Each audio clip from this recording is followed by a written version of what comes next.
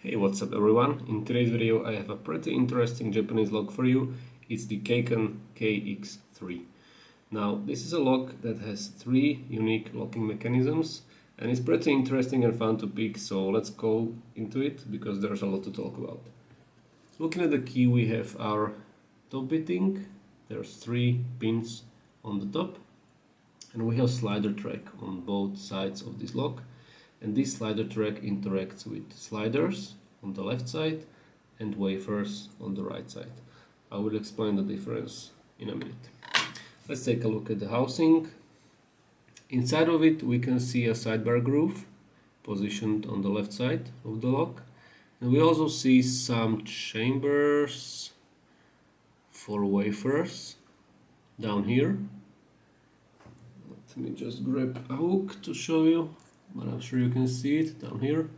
And these chambers are for the wafers too. And of course we have some chambers for top pins and chambers for sliders. This lock is gettable from the top, but not all of the elements. The top pins can be gutted from the top. The sliders, you only can see them sort of through these holes, but you cannot extract them. You have to push the core out. So I will explain where are these elements positioned as soon as I show you the plug. So first, the wording.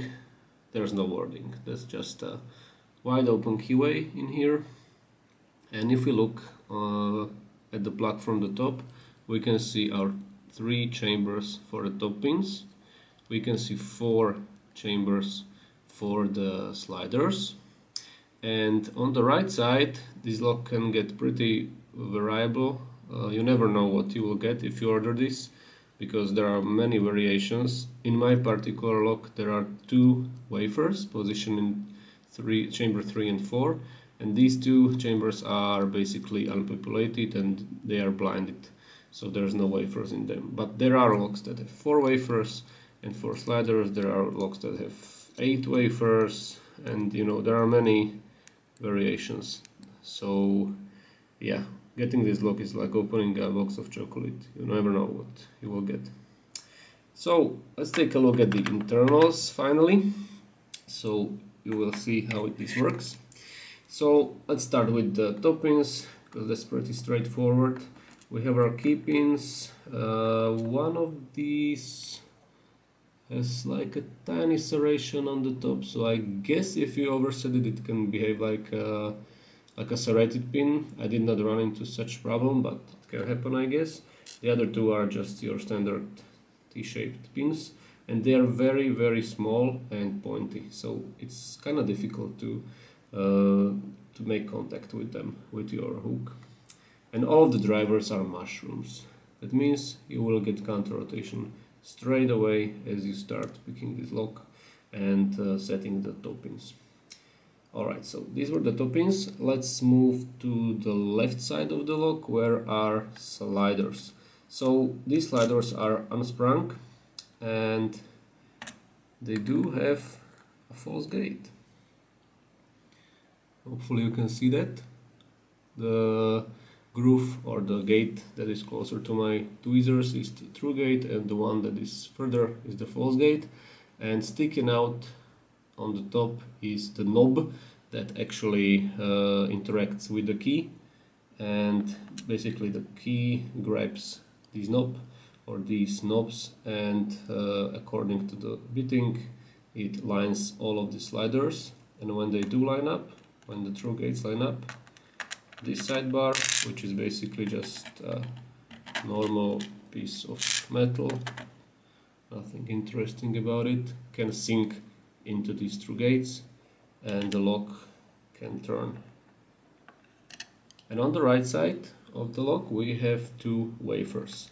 Now as you can see, these are unsprung too. These are just your normal wafers, nothing interesting about them, they are just pieces of metal.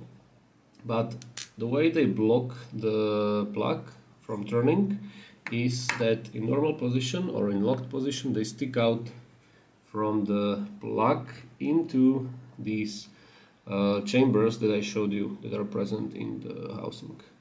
Okay, so let me show you, it's on the right. Okay, so let's just say that in locked position the wafer sticks out like this, or rather like this from the bottom, right? And this part of the wafer basically goes into one of these chambers that are on the bottom, and that's why the rotation is blocked. And I can also demonstrate you, I guess, the way these sliders work. So let's just install one of them so you can see how the key moves it. So this is number one. We put it here on the left side. There it goes. Oh no, I almost forgot to show the most important, or the important part, and that's this, of course, this sidebar groove, this little window, and that's where the sidebar will sync as soon as the through gates are lined up. Okay, so we have our slider installed. He's right in here. This is where he is, and as I start inserting the key, you will see that it's moving, hopefully so that. Okay, and as the key is inserted, the through gate is revealed, and when this happens in all of the sliders, the sidebar can sync into them. Okay, so let's put him back. So how do we pick this lock? Well, in my case, the lock isolated pretty well, so I went top pins, sliders and wafers. To pick the top pins, or actually to tension the lock, I use this 2mm hooligan bar from Low Lock Tools. Again, I found some use for it. And to pick them, this SSD hook from Sparrows. I think it's this one. Well, basically the steepest one with the flat top.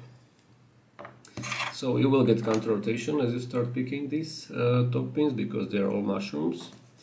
Then to set the sliders, as you can see, they have these little knobs I showed you. So I used this tool I made some time ago for ASA DP4400. There's like a little grabbing thing on the end of it, and it has a little angle to it, as you can see. So I just grabbed the knob and moved it up and down, and as soon as I felt that it has some motion, I knew that it's in through gate. I have to mention that all of these sliders act kind of tapered, and it's not sufficient to set them just once. You need to go through them multiple times.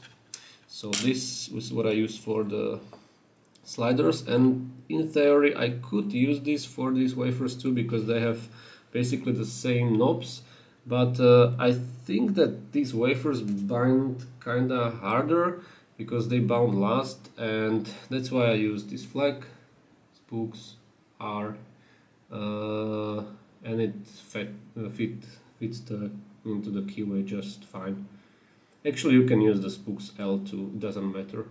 You will either lift it with the back of the flag or with normally like you should, but both of these flags work, or anything that's small enough to get under the wafer and lift it. And these wafer act tapered too, so you also need to push them up multiple times, and after you do that, the lock will open, if they bind last, of course. Alright, so I think that's all there is to say about this lock. So very interesting design, very cool to pick, and let's go ahead and get it picked. Alright, here we go. Key works. So let's go clockwise and start with the top pins. These are pretty annoying.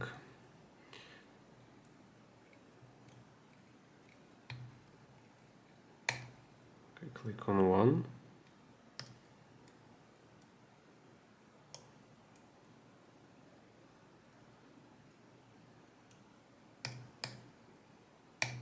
Counter rotation and click on 2.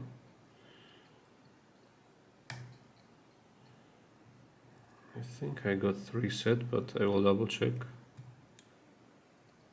Okay, 2 is good. And 3.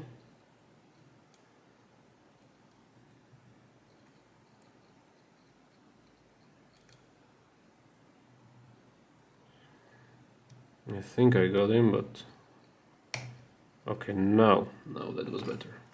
Alright, so I think we have the top set, so let's move on and try to set the sliders on the left side. I think on a 1, 2 or 3.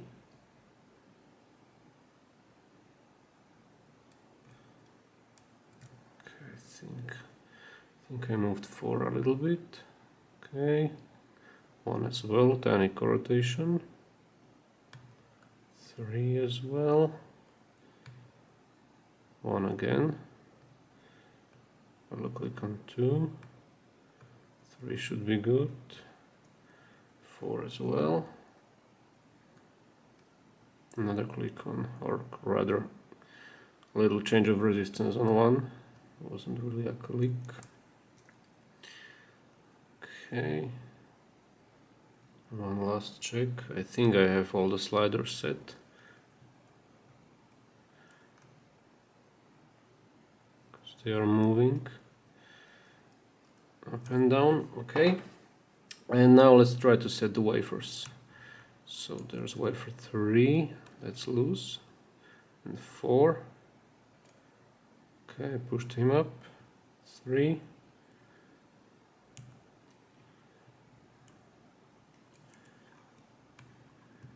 Don't think he's binding yet. Okay, click on 4, rotation, and a little click on 3. We have the log open. Alright, got this thing.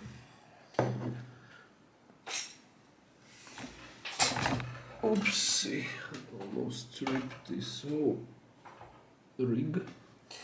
Okay, change focus.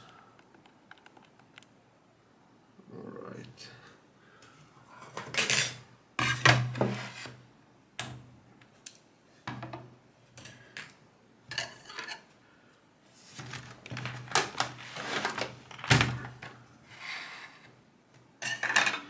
So, to get this we need a screwdriver, or actually let's first get the topping. So there's a nice slidable metal plate on the top that we can more or less comfortably remove.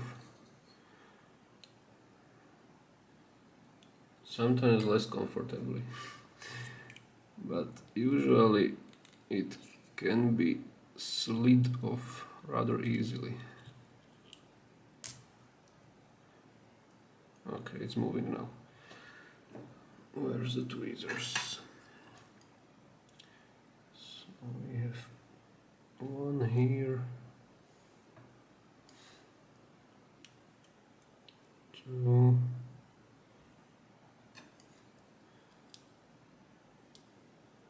and 3.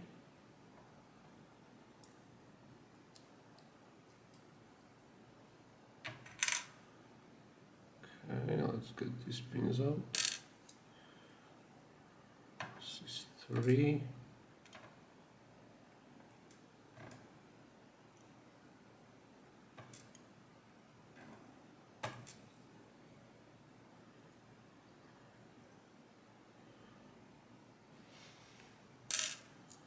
This is 1.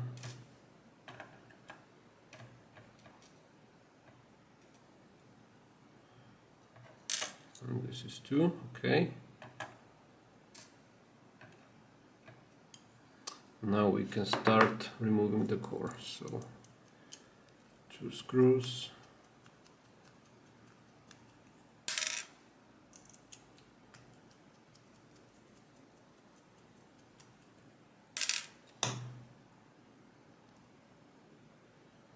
This back piece. And I think I can just push it out. Okay, so there's a sidebar on the left side of the plug, of course. So let me remove that first. It has 2 tiny springs.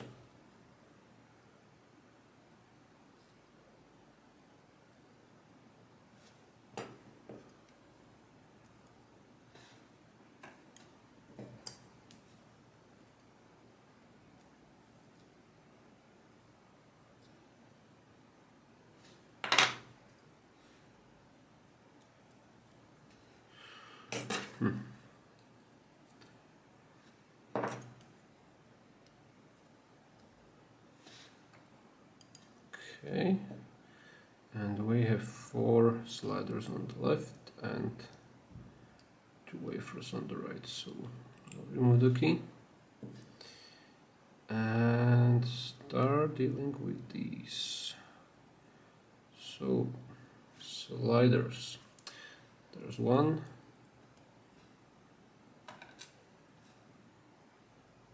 there's 2,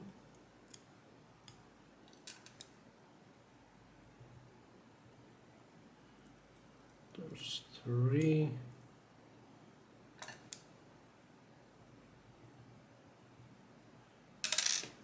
4 wafers,